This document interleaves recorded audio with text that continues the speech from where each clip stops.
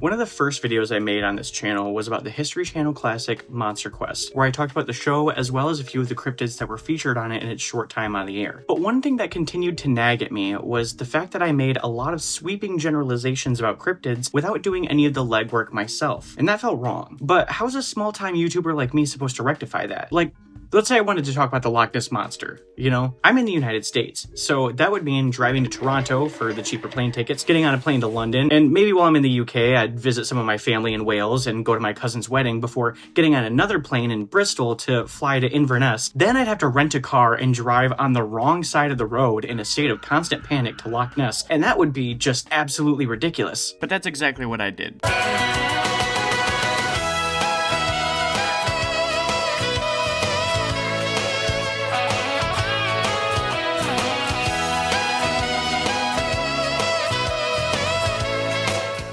There are a lot of stories from the past that can be tied to the Loch Ness Monster. The most prevalent of these legends is the story of Ossipattle and the Maester Storeroom. This legend tells the story of Ossipattle, the youngest son of a peasant farmer, and his battle against a great sea serpent, whose size and destructive nature threatened to lay waste to all of Scotland. As the Maester Storeroom writhed and contorted its massive body, it threw itself onto the earth with such force that it created Kattegat, the stretch of sea that separates Norway, Sweden, and Denmark. Sort of like how when your kid throws himself onto the floor at Walmart and bashes his face on the ground until his nose bleeds because he really wants his Count Chocula. This impact also loosened some of the serpent's teeth, and as they fell into the ocean, they formed the Straits of the Orkney Islands, which are two archipelagos off the northern coast of Scotland. In his final death throes, the serpent coiled himself, and his body came to rest atop the ocean, becoming the island of Iceland. And beneath the island lies the fire of Ossipattle, the flame of which still bursts from the earth to this day, forming the volcanoes of Iceland. The story has been passed down from the Orkney Islands of Scotland since its settlement in the 7th century, along with many other tales of monsters and other mischievous little freaks like kelpies,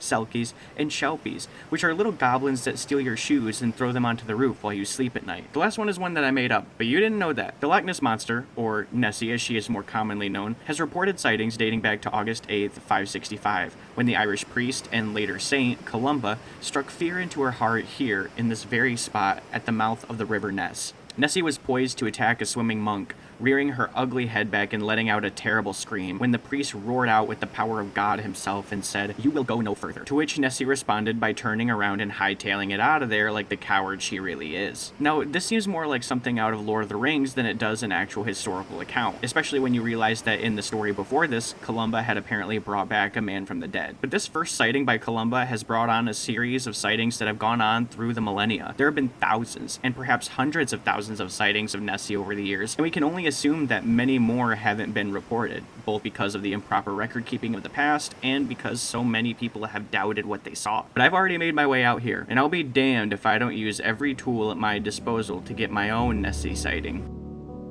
I tried my hardest, you guys. I really did. I left $3.50 on the shore and waited hours for the arrival of the creature that would surely come to claim it. But my efforts were in vain.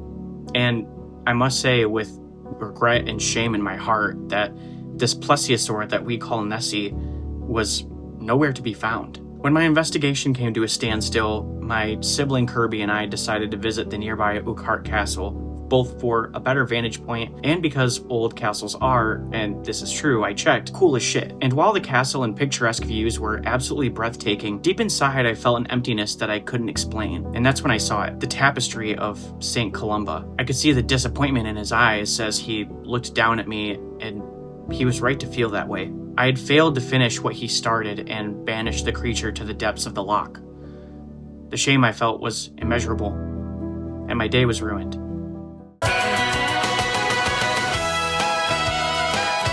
Now, you would think that in the modern era of smartphones and drones and deep-sea monitoring equipment, someone would have found this monster by now. And after my failed research, I went back to the source, MonsterQuest, to see what I did wrong. But little did I know that the cryptid hunters at the History Channel had come up with a new theory. What if Nessie was dead?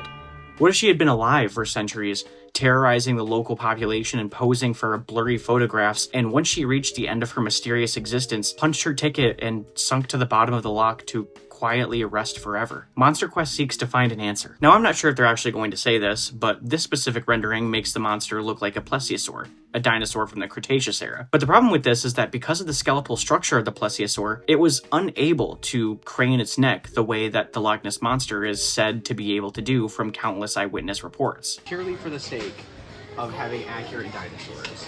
Yes. Triceratops, that's actually not so bad. It's hard to plug with a Triceratops. Yeah. This? Garbage. No. It's not a Stegosaurus. It's not a Hueonosaurus. It's not a Chunkingosaurus. It's garbage. So this already isn't off to a great start. The show introduces us to inventor Bob Rines, who holds over 80 sonar technology patents and has spent over 30 years scanning the bottom of Loch Ness. It's hard to deny that these are pretty impressive credentials, and Rines says that while activity at the bottom of Loch Ness used to be more substantial, in recent years it's become much less active. The show also shows us this footage from one of his expeditions, which shows a suspiciously shaped lump at the bottom of the loch. Could this be the buried corpse of Nessie? Well, this was filmed in the late 2000s, and it's the first you're hearing of it, so the odds are probably not.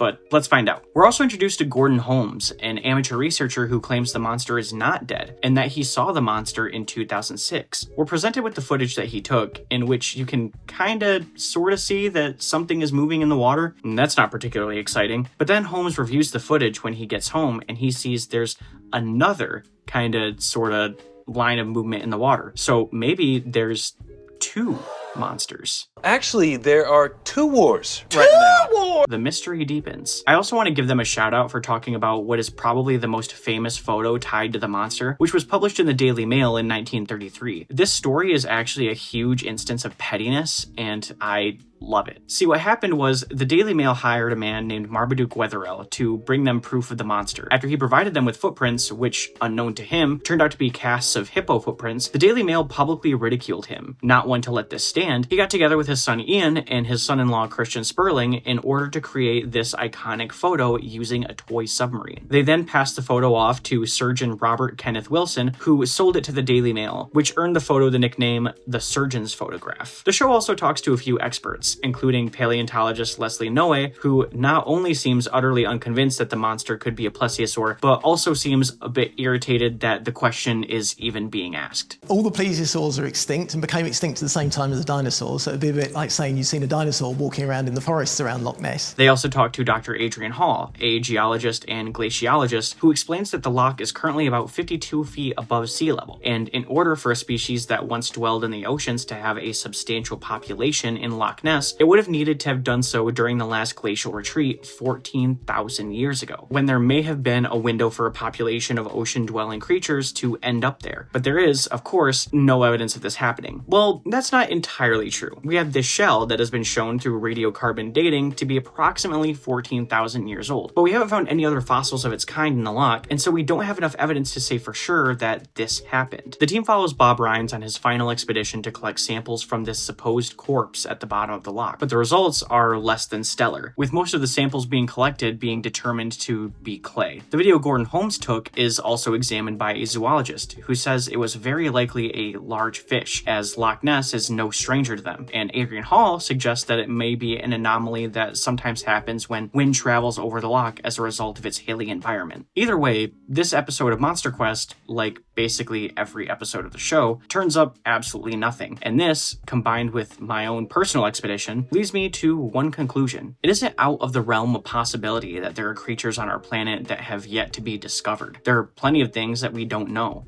and we should always be searching for definitive answers to our questions, even if they lead us to more questions. But as modern science and technology becomes more advanced, and these sort of creatures run out of places to hide, we should eventually ask ourselves, how much evidence do we need to continue believing in these cryptids despite ample evidence to the contrary? Again, I'm not saying that there are things out there we can't explain, but as we find explanations for things, we need to open our minds up to the possibility that these explanations may not be everything that we hoped for. As always, guys, thank you so much for watching this video, and if you enjoyed it, please subscribe to the channel to see more of my content, and be sure to like, comment, and share this video with people who might like it. Engagement helps me out a lot with growth on this platform, and I'd love to be able to keep doing this. My name is Isaiah, and thank you for watching my video.